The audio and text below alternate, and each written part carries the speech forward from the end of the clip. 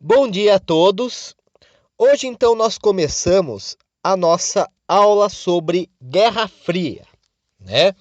Então a Guerra Fria, ela diz respeito ao período pós-Segunda Guerra Mundial até a década de 90. Então vai ser um período que vai marcar metade, né, a segunda metade do século XX, praticamente completa, e que vai ser caracterizada principalmente como o grande duelo ideológico entre o capitalismo e o socialismo. O capitalismo que vai ter como principal representante os Estados Unidos da América e o socialismo que vai ter como principal representante a União das Repúblicas Socialistas Soviéticas. Então, como que ocorre a Guerra Fria, né? Como que ela opera de fato? A Guerra Fria, ela foi uma disputa ideológica entre para saber qual sistema econômico era o melhor, né? Se era o capitalismo de livre mercado, né? Ou o socialismo e a sua economia planificada, né? Estatizada. E ela vai ocorrer, além da questão econômica, né? Ela vai ocorrer em várias esferas. Ela vai ocorrer na esfera política, no sentido de que tanto os Estados Unidos quanto a União Soviética vão influenciar uma série de contendas políticas ao longo do mundo para ter mais países em sua esfera de influência, então ela é geopolítica também. Você vai ter a participação dos Estados Unidos, por exemplo, gerenciando uma série de golpes de Estado, não só na América Latina, mas também na Ásia e na África, por exemplo. Você vai ter também o mesmo com a União Soviética, né? A União Soviética ela vai financiar muitos dos movimentos de libertação nacional e de descolonização na África e na Ásia, né? Então, sempre tem que buscando, né, mais países para a sua esfera de influência. Nós teremos também tecnológico, né, porque algo que vai marcar bastante a Guerra Fria é tanto a corrida armamentista, principalmente no campo nuclear e depois mais para frente no campo informacional, né, com o desenvolvimento da informática, como também a corrida espacial, que é um ponto bastante marcante da Guerra Fria, né? Então, desde o lançamento do Sputnik, né, o satélite soviético em 57, até o programa Apollo, né, que vai em 69 vai levar o primeiro ser humano à Lua, né, e que vai permanecer até 73, 75 na verdade. As missões à Lua vão até 73, mas o programa Apollo ele ainda permanece até 75. Nós teremos também no campo esportivo, né, que é bastante marcante nas Olimpíadas, nas Copas do Mundo de futebol, de vôlei, né, nós vamos ter uma série de eventos esportivos que marcam também a Guerra Fria, né, a Guerra Fria também como um cenário de competição do capitalismo e do socialismo. Nós vamos ter também dois eventos marcantes, né, as Olimpíadas de 80 e 84, né, a de 80 em Moscou, que houve o boicote dos países da OTAN, né, por conta da invasão soviética ao Afeganistão. Depois, em 84, em Los Angeles, né, nós vamos ter o boicote dos países socialistas por conta do, do, da invasão americana à Ilha de Granada, né, que tinha um governo pró-Cuba, né, um governo pró-socialista. Então, nós podemos testemunhar, né, esse conflito entre o capitalismo e o socialismo em diferentes escalas, embora em nenhum momento os Estados Unidos e a União Soviética tenham enfrentado um confronto direto, tá? Por isso mesmo que é uma guerra fria, né? Não houve uma guerra direta entre os Estados Unidos e a União Soviética. O que houve foram os dois países manipulando o tabuleiro a seu favor, né? Então, por exemplo, na Coreia ou no Vietnã, nós vamos ter a presença tanto de tropas e de auxílio soviético e chinês posteriormente, como também norte-americano. E como que começa a Guerra Fria? Basicamente, né, costuma-se atribuir o início da Guerra Fria a 1948. Né? Até 1948, o que estava acontecendo? Os nazistas, o eixo no caso, foram derrotados na Segunda Guerra Mundial em 45. Aí ficou a grande questão: como reorganizar o mundo após o fim do nazifascismo? ou pelo menos após a derrota do Eixo, né? Lembrando que o Eixo ele provocou uma grande mudança territorial no mundo, né? O Terceiro Reich ele ocupou quase todo o continente europeu, né? Salvo a Suíça, que se manteve neutra, a Espanha e Portugal, que não se envolveram diretamente na guerra, e as Ilhas Britânicas, né? Que foram um dos poucos locais que não foram ocupados pelos nazistas. E os japoneses também, na Ásia, eles também mexeram com bastante coisa lá. Eles criaram um grande império na costa da China, na Coreia, no Sudeste Asiático, quase ocuparam a Austrália também, né? Então, a derrota do Eixo, ela necessitou de uma organização do mundo pós-Segunda Guerra. Essa organização vai ocorrer em duas conferências, a de Yalta na União Soviética, né? E a de Potsdam, no que vai ser a Alemanha Oriental. Basicamente, a de Potsdam apenas confirmou o que a de Yalta já havia proposto. Então, o que ficou estabelecido? Então, os primeiros pontos que nós devemos ter em vista. A questão alemã. A Alemanha nazista, ela foi ocupada em duas frentes, certo? Então, uma frente, a frente ocidental, ela foi ocupada pelos aliados, sobretudo britânicos, franceses e americanos, e a frente oriental foi ocupada pelos soviéticos. A Alemanha, ela foi dividida em 45 em 4 quadrantes. Então, um quadrante ficou com as forças americanas, um ficou com as forças francesas, um com as forças britânicas e um ficou com as forças soviéticas. Ficou estabelecido, então, na Conferência de Potsdam, que esses 4 quadrantes dariam origem a 2 países independentes. Então, os 3 quadrantes ocupados pelos aliados, né, que era ocupado pelos americanos, britânicos e franceses, dariam origem à República Federal Alemã, ou Alemanha Ocidental, que era alinhada aos Estados Unidos, ao capitalismo. Já a parte ocupada pela União Soviética daria origem à República Democrática da Alemanha, que é a Alemanha Oriental socialista e alinhada à União Soviética. No entanto, havia um outro problema, porque Berlim, que era a sede do Reich, foi também ocupada numa operação combinada, envolvendo principalmente as forças soviéticas e também francesas, inglesas e americanas. No entanto, Berlim ficou do lado oriental. Berlim ficou imersa na esfera de influência socialista, na República Democrática da Alemanha, na Alemanha Oriental. No entanto, a cidade ela tinha sido parte dela ocupada pelos aliados e parte pela União Soviética. Então ficou estabelecido que a cidade de Berlim também seria dividida em duas. Então a parte oriental ficaria com a Alemanha Oriental, ficaria sob esfera de influência soviética, Berlim Oriental, né? E, no caso, a parte que era ocupada pelos aliados se tornou Berlim Ocidental e pertenceria à Alemanha Ocidental, ou seja, ao mundo capitalista.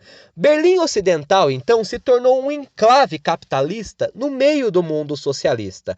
A única coisa que ligava Berlim Ocidental ao mundo capitalista era uma ponte aérea na qual era feito o abastecimento da cidade. Então, basicamente, Berlim Ocidental ficou confinada, vamos dizer assim, no meio da esfera de influência soviética, sendo capitalista. No entanto, o que vai acontecer? Vai haver uma série de atritos entre a União Soviética e os antigos aliados, o que vai ser potencializado também com a fuga de pessoas da Alemanha Oriental, de Berlim Oriental para Berlim Ocidental. E isso vai levar em 61 à construção de um muro que separava a cidade de Berlim, o Muro de Berlim.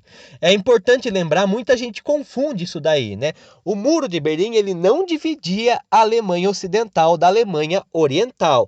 Ele dividia apenas a cidade de Berlim, né? Berlim, então, ficava majoritariamente na Alemanha Oriental, sendo que Berlim Ocidental era um enclave capitalista no meio do mundo socialista. O muro, então, foi construído para separar Berlim Ocidental de Berlim Oriental. tá? Além disso, houve também a política de desnazificação da Alemanha, então todas as reformas nazistas foram desfeitas, as leis de Nuremberg foram totalmente revogadas, né? Os judeus tiveram sua cidadania restabelecida, né? Os poucos que sobreviveram no caso, além do julgamento dos nazistas, né? Que também foi feito em Nuremberg.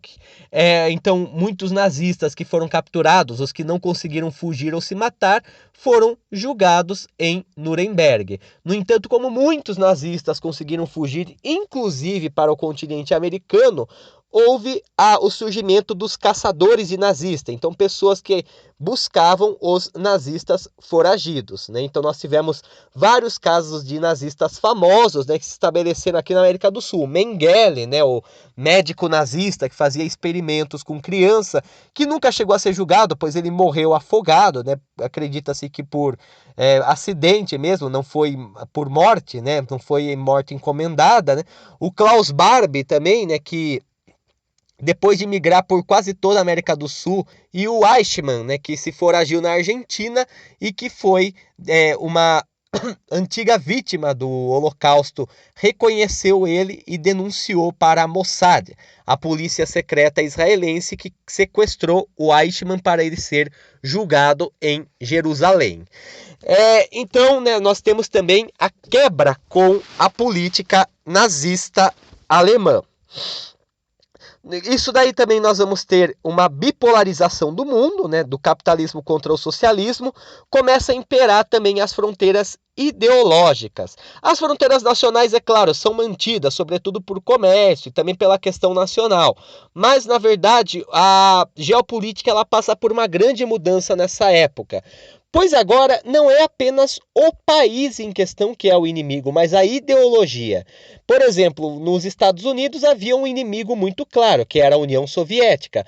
Mas não era apenas a União Soviética, não era apenas o território soviético, mas sim os comunistas, né? Então, inclusive os próprios comunistas americanos. Não é à toa que na década de 50 nos Estados Unidos, nós teremos também o chamado macartismo, que se deve, né, ao nome do senador McCarthy, que começou uma verdadeira política de caça às bruxas, no sentido de perseguição, prisão e até mesmo execução, às vezes até mesmo sem um julgamento, né, sem provas concretas, podemos dizer assim, de qualquer um que fosse simpatizante com relação ao comunismo. Da mesma forma, as ideias capitalistas eram duramente perseguidas na União Soviética. Apenas retomando um pouco, né, o macartismo ele é bastante lembrado, né, na história americana, né, como um período de diminuição das liberdades civis, né, um período bastante autoritário, podemos dizer assim, no sentido ideológico, né, já que qualquer ideia de esquerda ou qualquer ideia simpática ao socialismo poderia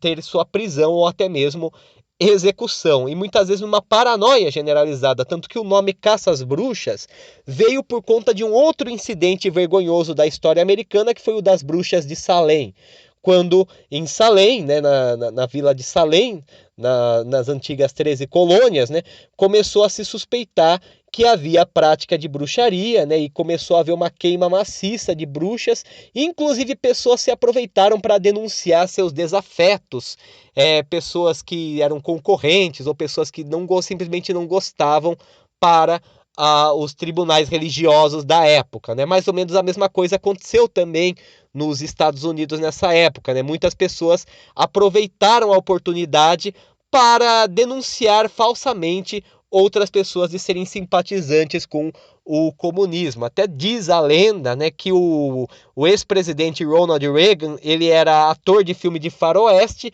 e um meio que ele usou para subir de carreira foi denunciar os seus colegas para a polícia McCarthy, né, ao alegar que eles eram comunistas. Mas isso é outro detalhe, isso é outra história. Não cabe entrar muito no ramo dos boatos nesse momento.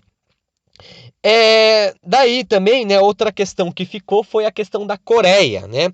A Coreia, ela foi ocupada pelo Japão, né? Em 1910 houve a anexação formal, embora antes disso a Coreia já fosse uma espécie de marionete, de fantoche do Japão. Com o fim da Segunda Guerra Mundial, a região norte foi ocupada pelos soviéticos e a região sul pelos americanos, né? A Conferência de Potsdam também estabeleceu a formação de dois países, a República da Coreia, no sul, que seria a Coreia do Sul, capitalista, e inicialmente também um regime autoritário, né? Que vai se democratizar lá pelos anos 70, e a Coreia do Norte, né? A República Popular Democrática da Coreia, que até hoje é um dos últimos países socialistas que existe e até hoje também mantém um regime autoritário. Não apenas o Iêmen também passou por uma divisão, né? O interiorzão do Iêmen virou o Iêmen socialista, enquanto a região mais rica, né, se tornou o Iêmen capitalista. Então, em vários lugares houve a necessidade da reorganização do mundo. Também ficou reconhecido que o leste europeu ficou sob influência soviética, né? A Alemanha Oriental, a Hungria, a Romênia, a Bulgária, a Polônia, a Tchecoslováquia e, a princípio, a Iugoslávia e a Albânia. A princípio porque esses dois países vão ter atritos com a União Soviética. A Iugoslávia, na verdade, nem vai chegar a ficar totalmente sob a esfera de influência soviética. Um dos grandes motivos é que a Iugoslávia conseguiu se libertar das forças do eixo sem a ajuda do Exército Vermelho. Então, basicamente, foram os próprios partisãos socialistas, né, os guerrilheiros socialistas que conseguiram libertar o país, sem muita ajuda do Exército Vermelho. Já a Albânia ela inicialmente vai se vincular à União Soviética, mas com o reformismo, que é um ponto que nós iremos trabalhar depois, né? A Albânia ela acaba se alinhando à China e acaba rompendo relações com a União Soviética também. Aí nós vamos ter, né, no caso, por parte dos Estados Unidos, a chamada Doutrina Truman, por conta do presidente Truman, né, em 1947, que vai considerar a necessidade de apoio financeiro, político e militar aos países ameaçados pelo comunismo. Os países ameaçados pelo comunismo podiam se dividir em dois blocos. A Europa Ocidental, que estava totalmente destruída por conta da Segunda Guerra Mundial, e justamente o caos político e econômico era um ambiente favorável para o crescimento do comunismo, que já tinha se alastrado pela Europa Oriental. Nesse sentido, os Estados Unidos eles criam o chamado Plano Marshall, em 47, no qual os Estados Unidos investem capital nos países da Europa Ocidental que foram destruídos pela guerra, né? Com a forma desses países se reconstruírem e assim não só terem uma dependência maior dos Estados Unidos, como também, né, amenizar a ameaça comunista. Na Ásia houve também o Plano Colombo, né, que foi o investimento americano em vários países que ainda não tinham passado para a esfera socialista ou que não estavam sob a ameaça de estar na esfera socialista, como o Japão mesmo, né, durante o governo do MacArthur, que foi o general americano que venceu os japoneses na frente do Pacífico, para também impedir a proliferação do comunismo na Ásia, ainda mais porque os americanos tinham uma grande preocupação com o Japão, pois logo depois, em 49, a China vai se tornar comunista. E acreditava-se que se o comunismo chegasse ao Japão, não demoraria muito para ele atravessar o Pacífico e chegar aos Estados Unidos.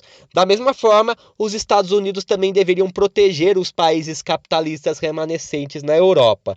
Então foi criado o Plano Marshall.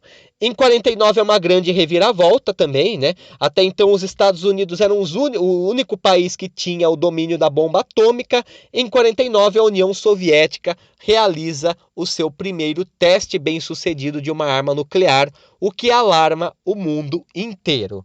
Aí a Guerra Fria começa a esquentar de certa forma, né? Com isso, então, os Estados Unidos eles criam uma aliança chamada OTAN, Organização do Tratado do Atlântico Norte, que incorporou os países da Europa Ocidental e que tinha como intuito impedir o avanço do comunismo. Até hoje a OTAN existe, né? Ela não tem mais esse intuito de impedir o avanço do comunismo, né? Mas ela serve, vamos dizer assim, aos interesses euroatlânticos, né? Aos interesses ocidentais. Qualquer coisa que ameace os interesses ocidentais acaba podendo ser alvo da OTAN, né? Em contrapartida, né, a União Soviética também lançou seus planos, né? Ela lançou o Comecon, que foi uma espécie de plano Marshall soviético, em que a União Soviética investiu na reconstrução dos países sob sua esfera de influência. Nós temos também o Cominform, que era um birô de informações de vários partidos comunistas, né, inclusive de países capitalistas, como o Partido Comunista Francês ou Italiano, no caso, tanto no Comecon como no Cominform, a Albânia e a Iugoslávia, elas até começam a fazer parte, mas depois elas não fazem mais parte, elas são expulsas. E em 55, o Pacto de Varsóvia, né, que foi a OTAN socialista, então uma aliança militar socialista para impedir também o avanço do capitalismo e até mesmo para internacionalizar a revolução, né? E que continha principalmente, além da União Soviética, a Alemanha Oriental, a Polônia, a Tchecoslováquia, a Bulgária, a Romênia e a Hungria. E Iugoslávia e a Albânia não faziam parte porque, como eu falei, já nessa época eles já não tinham relações estáveis com a União Soviética. Daí nós vamos ter também, nesse sentido da bipolarização em diferentes escalas, né? Nós vamos ter também uma outra característica da Guerra Fria que nós vamos entrar depois, que é a chamada divisão de mundos. A divisão de mundos é o quê? É que sim, quando nós tratamos de Guerra Fria, nós costumamos falar primeiro, segundo e terceiro mundo, né? Então, primeiro mundo são os países capitalistas, segundo mundo os países socialistas. E o que é o terceiro mundo, né? O terceiro mundo, na verdade, hoje em dia, é associado a país subdesenvolvido. No entanto, o terceiro mundo, eles, na Guerra Fria, eles são os chamados países não alinhados, que é um ponto que nós iremos tratar depois. Então eram países que não se alinhavam nem aos Estados Unidos nem à União Soviética, que em geral até tinham ou um regime capitalista ou um regime socialista, né, mas mantinham relações com os dois lados. Geralmente vão ser os países da África, da Ásia que vão surgir, a Iugoslávia também, vão ser alguns exemplos de países que vão ser os não alinhados. É ponto que nós iremos tratar depois também, posteriormente. No campo histórico, aí podemos dizer dessa forma, né? Uma das primeiras coisas que vai marcar também esse período da Guerra Fria diz respeito à criação do Estado de Israel em 1948, né? Então, em 1948, nós vamos ter a fundação de Israel. E isso é marcante porque basicamente, né, a criação do Estado de Israel veio de um movimento nacional chamado sionismo, né? O sionismo é um movimento nacional judaico que surgiu no século XIX e que tinha já naquela época a intenção de criar uma pátria para os judeus. Então, os judeus, como eles viviam em minoria em todos os territórios, num período de efervescência das ideologias nacionais, eles sempre eram tidos como minorias e também havia forte antissemitismo, né, que se potencializou daí com o nazismo, quando isso se radicalizou. No entanto, inicialmente, né, não havia ainda um plano exato de onde seria essa pátria. Para ter noção, né, antes de Israel mesmo, durante a Revolução Russa, o Birobidjan, o chamado Oblast hebraico, ele se tornou um Estado hebreu independente, um Estado judeu independente por um tempo, né? Por um curto período de tempo. Mas daí já posteriormente começa a se pensar que a nação judaica deveria ser em sua terra ancestral, a terra prometida por Deus para Abraão, né? A terra de Canaã. Então, já nas décadas de 10 e 20, você começa a ter muitos judeus comprando terras, né? Depois que os otomanos perdem o domínio da Palestina, os britânicos passam a administrar o território. Nessa época, muitos judeus já começam a adquirir terras na Palestina, já começa a haver uma ocupação judaica. E, inicialmente, a relação entre judeus e árabes era bastante amistosa, né? Não havia uma relação tão conflituosa assim. No entanto, com a criação do Estado de Israel, é feito o chamado Plano de Partilha da Palestina. O Plano de Partilha da Palestina estabelece o que exatamente? Né? Que se cria dois estados. Um árabe, o Estado palestino, e o judeu, o Estado de Israel. No entanto, embora a população árabe fosse maior, ela ficou com a menor parte das terras e justamente com as regiões menos férteis. Com isso, os árabes eles não se contentaram muito com essa partilha e se negaram a reconhecer Israel.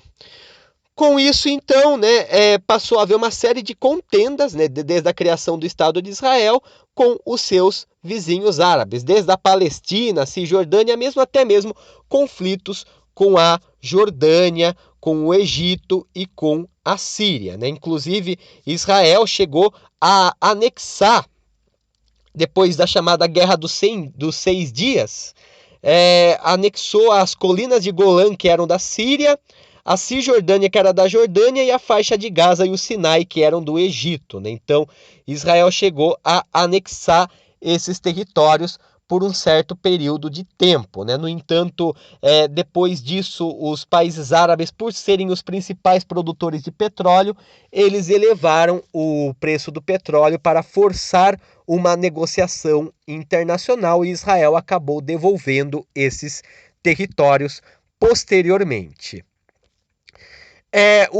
Também a criação do Estado de Israel, ela se deve em grande parte, né, por conta do Holocausto, né? O Holocausto, ele mostrou como que era necessário que o povo judeu tivesse uma pátria, né? Pois o judeu, vivendo em minoria constantemente, ele poderia ser novamente alvo de perseguições. Posteriormente, né, nós vamos ter em 1950 a chamada Guerra da Coreia. Então, como eu falei anteriormente, a Coreia, ela foi ocupada ao norte do paralelo 38 pelos soviéticos e ao sul pelos americanos, o que deu origem a dois países, né? A Coreia do Norte socialista e a Coreia do Sul capitalista. No caso, os limites das fronteiras não ficaram tão claros. E com base nisso, o governo da Coreia do Norte, liderado por Kim Il-sung, ele afirma que os sul-coreanos estavam invadindo a fronteira do norte. Sob esse pretexto, a Coreia do Norte lança uma ofensiva contra a Coreia do Sul. A Coreia do Sul, ela recebe auxílio dos americanos e da ONU, que considerou a Coreia do Norte agressora, e com isso a Coreia do Sul consegue avançar até quase a fronteira com a China. No entanto, a China, nesse momento, ela entra no apoio da Coreia do Norte e equilibra a guerra de novo. Em 1953, depois de praticamente 1 milhão de mortos, né, assina-se o Acordo de Panmunjom. O Acordo de Panmunjom estabeleceu um cessar-fogo entre a Coreia do Norte e a Coreia do Sul e a criação de uma zona desmilitarizada na fronteira entre os dois países, no paralelo 38. Essa zona desmilitarizada até hoje existe. E até hoje, na verdade, esse acordo foi um cessar-fogo, né? Nunca foi feito um acordo de paz entre as duas Coreias. Então, teoricamente falando, as duas Coreias ainda estão em guerra, mas elas estão em um cessar-fogo. Nunca foi assinado um acordo de paz, né? Então, a Guerra da Coreia foi um dos primeiros conflitos, podemos dizer assim, ideológicos da Guerra Fria, um dos primeiros conflitos militares e ideológicos que diz respeito à Guerra Fria, né? Terminou com um saldo muito grande de mortos, né? E também quase levou à eclosão de uma Terceira Guerra Mundial, né? Isso inclusive levou a uma série de preocupações, né, a respeito da questão geopolítica, porque a Coreia nem tinha um valor estratégico tão grande assim para a época, e mesmo assim ela levou um conflito de 3 anos que envolveu duas potências, né, os Estados Unidos e a China, que era comunista desde 49, né? No caso, essa história eu conto posteriormente, né, como a China se tornou comunista, né? Depois eu faço uma aula mais voltada para o mundo socialista, os principais eventos do mundo socialista. Então, a Guerra da Coreia, ela marca, né, como um dos primeiros conflitos ideologizados. Depois, nós temos a chamada Crise do Canal de Suez. A Crise do Canal de Suez ocorreu em 1956. O Canal de Suez foi um canal que foi construído, né, no Egito e que basicamente ligava o Mar Mediterrâneo ao Mar Vermelho, né? Então, ele tinha um valor muito importante, né, para o comércio marítimo, né? E ele estava sob controle dos ingleses, que permitiram também que os franceses e os israelenses utilizassem esse canal. O que aconteceu na crise do canal de Suez?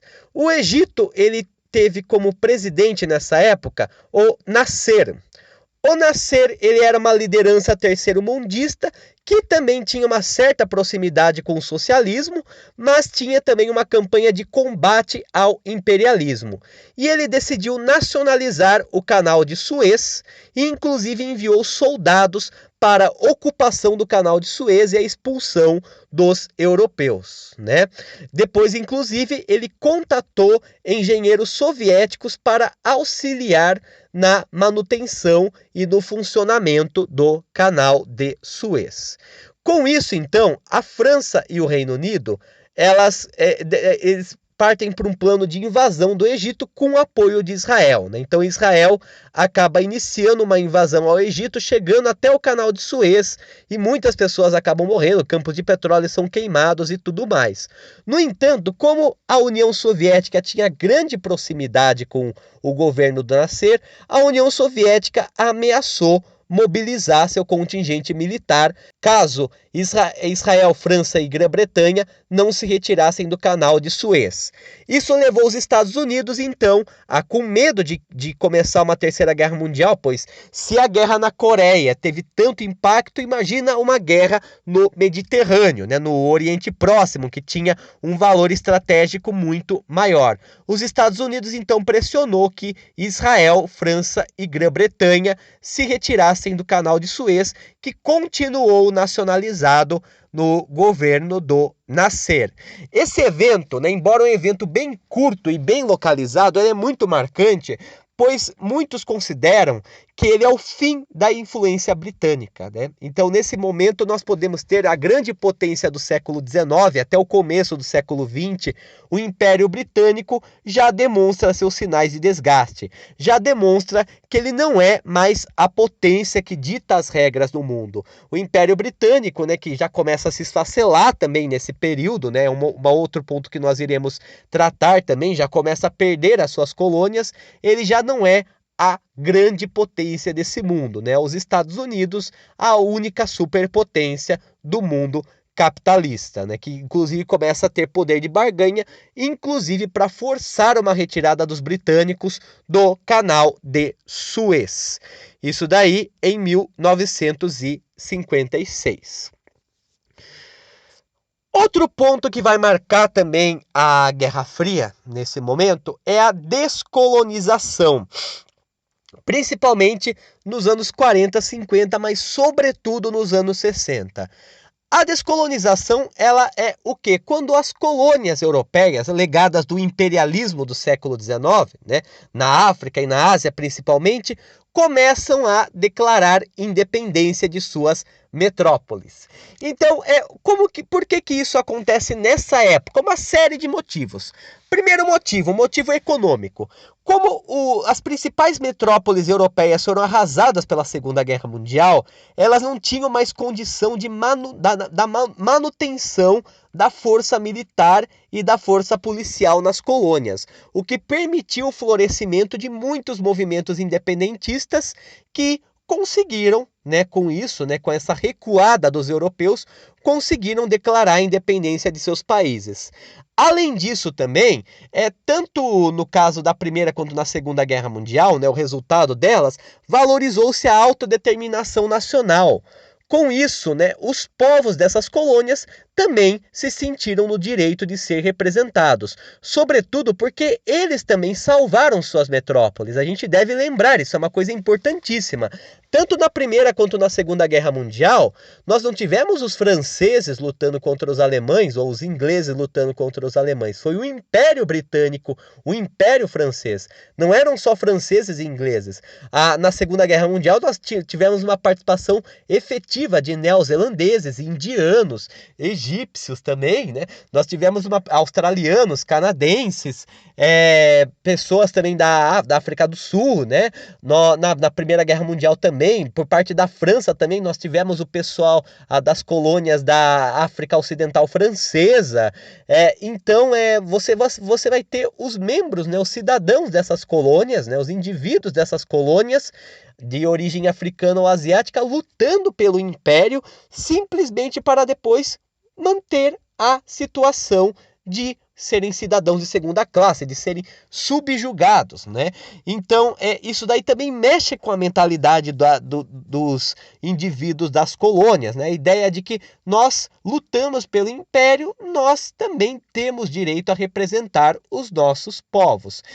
O processo de descolonização ele já começa na década de 20, tá? Já depois da Primeira Guerra Mundial, nós já temos a independência do Egito, por exemplo, né? A formação da Arábia Saudita, entre outros exemplos, mas é mais a partir da Segunda Guerra Mundial que nós vamos ter uma descolonização mais efetiva, né? Então, um dos primeiros países que declara a independência, que tem um movimento forte para a independência, é a Índia britânica. Então, a Índia britânica ela vai se organizar em 3 movimentos diferentes. Vai ter o movimento do Mahatma Gandhi, que é um movimento mais pacifista, né? Baseado na desobediência civil e no uso da não violência. Gandhi ele vai ser uma liderança bastante personalista, ele vai ser uma liderança que vai ter muito apoio das camadas populares hindus. Nós vamos ter a guerrilha indiana também, RSS, que já vai partir para a pancadaria com os ingleses, né? Que vai cometer atentados terroristas, vai assassinar autoridades inglesas. Por outro lado, nós vamos ter também o movimento do Muhammad Ali Jinnah, que é o movimento muçulmano. Lembrando que nessa época a Índia como colônia, ela envolvia basicamente a atual Índia, além do Sri Lanka, do Paquistão e do Bangladesh. Então, assim, o Muhammad Ali Jinnah, ele lidera o movimento muçulmano, de criação de um país majoritariamente muçulmano que deveria ser chamado de Paquistão, ou país dos puros. Então, no caso, o Império Britânico não tem mais como reprimir essas revoltas, então o Lord Mountbatten, né, ele acaba, Dick Mountbatten, né, que inclusive é tio do príncipe de Edimburgo, ele acaba sendo delegado para fazer a transição, né, da transferência de poder da Índia. E acaba se estabelecendo a partilha da Índia. Então, a região de maioria hindu ficaria com a Índia.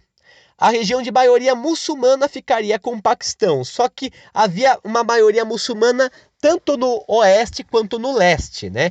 E aí foi formado o Paquistão Ocidental e o Paquistão Oriental. No entanto, a semelhança entre os dois era apenas a religião, já que o Paquistão Ocidental, né, ele era linguisticamente e etnicamente muito diferente do Paquistão Oriental, né, que eram os bengales. E depois, nos anos 70, né, o Paquistão Oriental declara independência, formando o Bangladesh. E o Sri Lanka também, né, ele é de maioria budista, acaba virando um país independente em 48. Né? No entanto, embora a divisão tenha sido clara, isso levou a uma série de êxodos. Então, hindus do Paquistão começam a migrar para a Índia, muçulmanos da Índia começam a migrar para o Paquistão com medo de represálias. Nessas caravanas de imigração começam a haver atritos. Para piorar, as regiões da Caxemira e do Panjab eram muito difíceis de serem divididas, pois além de terem uma mistura, vamos dizer assim, de muçulmanos e hindus, também tinha os Sikhs, que era um terceiro grupo, né? E essa região não se conseguiu chegar a um acordo efetivo sobre elas, levando a vários conflitos entre a Índia e o Paquistão pela posse dessa região. Além da Índia, né? No caso, quem vai liderar a Índia a partir de então vai ser o Jawaharlal Nehru, né? Que vai ser o primeiro-ministro da Índia, né? O Gandhi ele é assassinado pouco depois da independência da Índia por um fanático hindu, né? Contra a ideia do Gandhi de união, né? E nós vamos ter também, né, a descolonização de alguns países da Ásia e da África também, né? Os países independentes até então, eles fazem um acordo, podemos dizer assim. Eles se reúnem em Bandung, na Indonésia, e estabelecem lá a Conferência de Bandung. Então, até 55, todos os países africanos e asiáticos que já estavam independentes, eles se reúnem em Bandung na Conferência Afro-Asiática, que foi organizada pela iniciativa dos governos da Indonésia, Birmânia, Índia, Paquistão, Egito e o Ceilão, que é o antigo nome do Sri Lanka. Nessa conferência, esses países se denominaram como membros do Terceiro Mundo e defendiam a neutralidade, o não alinhamento à Guerra Fria, o combate à desigualdade econômica e social, o combate ao colonialismo, imperialismo e racismo e a substituição da política leste-oeste por outra que levasse em conta o problema do subdesenvolvimento, bem como a paz mundial e o fim da corrida armamentista, né? No caso, é importante, né, que esses países da Conferência Afroasiática votavam juntos na Conferência das Nações Unidas. Inclusive, eles inclusive pressionaram as sanções contra a África do Sul, do governo apartheid, contra Portugal também, que insistiu em manter suas colônias, entre outros exemplos. No entanto, como não havia nenhuma grande potência entre esses países, nenhum país tão forte, né? Com o tempo a Conferência Afroasiática foi se dissolvendo e os países remanescentes acabaram se alinhando ou aos Estados Unidos ou à União Soviética, né? Isso posteriormente. Então, alguns dos países que eram membros dessa conferência inicialmente, a gente vai ter o Egito, a Líbia, a gente vai ter a Etiópia, Gana, Libéria, nós vamos ter também o Sudão, a Arábia Saudita, o Iêmen, o Líbano, a Cisjordânia, né, a Síria, a Turquia, o Irã, o Afeganistão, o Paquistão, Índia, Sri Lanka, a Tailândia, a Birmânia, o Camboja, os Vietnãs, né, a Filipinas e a Indonésia, né, vão ser alguns dos membros dessa conferência afroasiática.